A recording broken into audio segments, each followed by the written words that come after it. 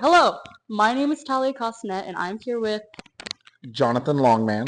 He is the culinary arts and career development teacher at Baker High School, and he is going to talk to us today and tell us a little bit about his time working in the hospitality and tourism industry.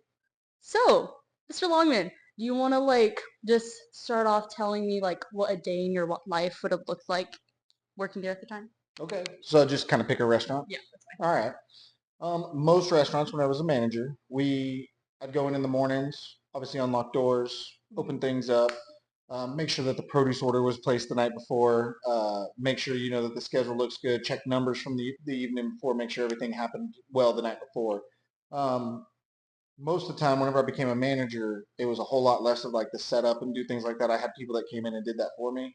So a lot of it was numbers and books and on the computer, make sure everything was in line for the day, make sure we didn't have any major events for that day. Yeah. And if we did, make sure that we were set up for Okay. it. Yeah, I get you. Um, Wow, so it really sounds like you do a lot. So can you tell me what around the salary would be for a job in that position doing what you did? so most of my manager positions started earlier in my career were anywhere from the $50,000 to $70,000 a year. As I got more experience and I had more restaurants underneath me and I had more responsibilities, it kind of grew. But you always have a base salary. Again, whenever I was beginning, I was young.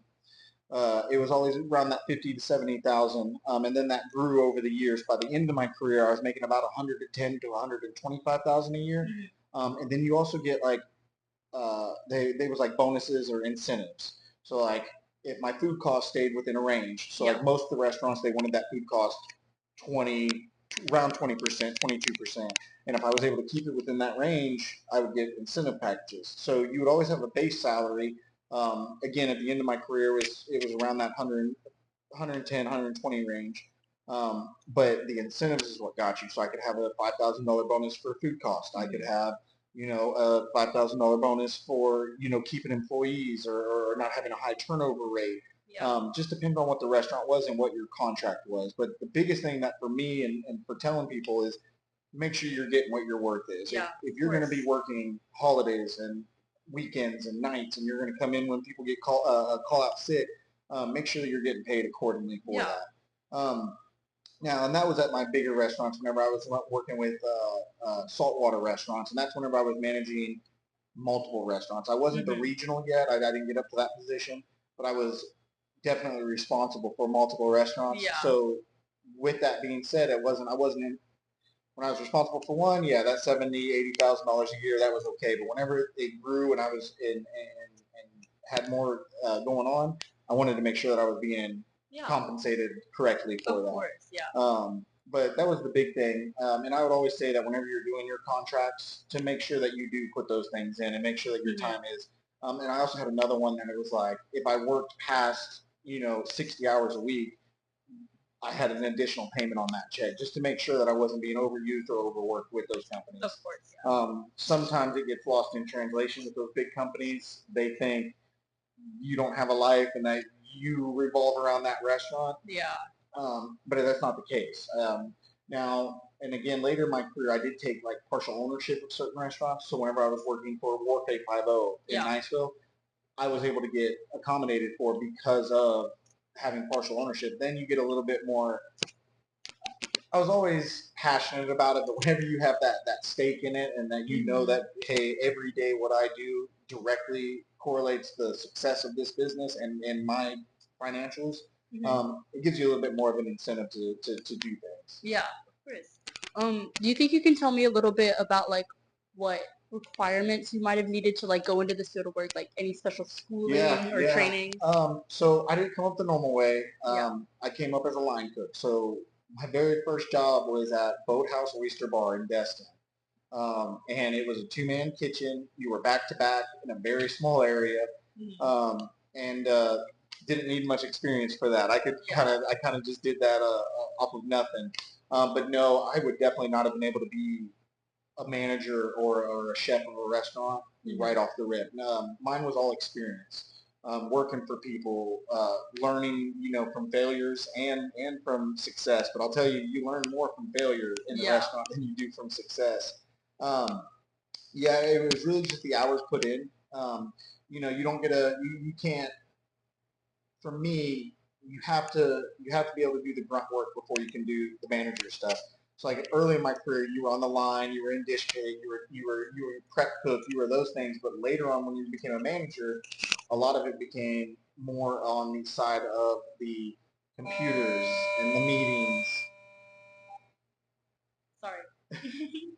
A lot of the experience came from, or a lot of it transitioned to meetings and being on the computer, running Excel, food costs, labor costs, making a schedule. I definitely wouldn't have been able to do that without the experience of going in. And now what you're doing, like going to get your degree and doing all that stuff, that is one way to do it, and it's a great way to do it. It's fantastic. But I didn't come up that way. I came up with learning through the nitty gritty of working on the line and the pressures of the service and covering, and I've done covers of 45 people a night and all the way up to, hundreds of thousands of people a night, just depending on where I was at the time. But, the experience, I definitely wouldn't have been able to just jump into a manager position and been able to drive that bus of a restaurant and been successful. Yeah. I needed the late nights. I needed the service where, things weren't going right. Or your saute cook called out and you're running grill and saute. Yeah. You can't. I don't feel like you can learn that in a book or in a yeah. school. You know what I'm saying? You have to go through those things. So the biggest thing for me would be the experience and the hours put in. Whenever I started, like I said, when you start as a line cook, you don't need much of a background. You need good work ethic. You need to have good time management, and you need to be able to do multiple things at once.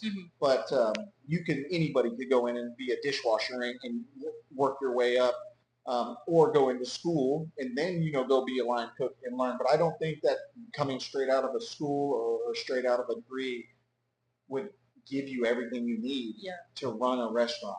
A lot of it is how that thing works. I worked this summer in a restaurant just because I get bored and I have to get back into it. I know. But it's the weirdest place I've ever worked, and they do things differently, but it works for them, and that's what matters.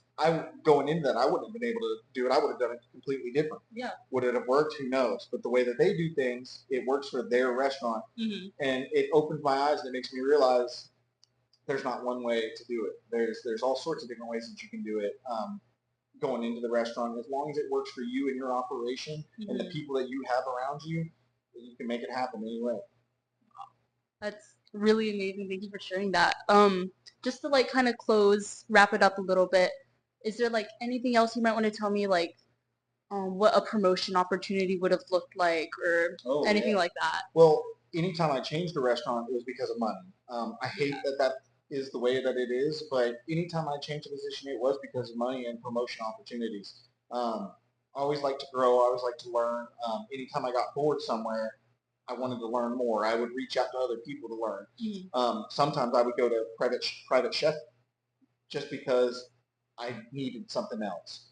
But the promotions always come. I would always recommend you be included in your contract, like what we talked about. You should always have promotions built into your contract. And yearly raises should be a normal thing. Yeah.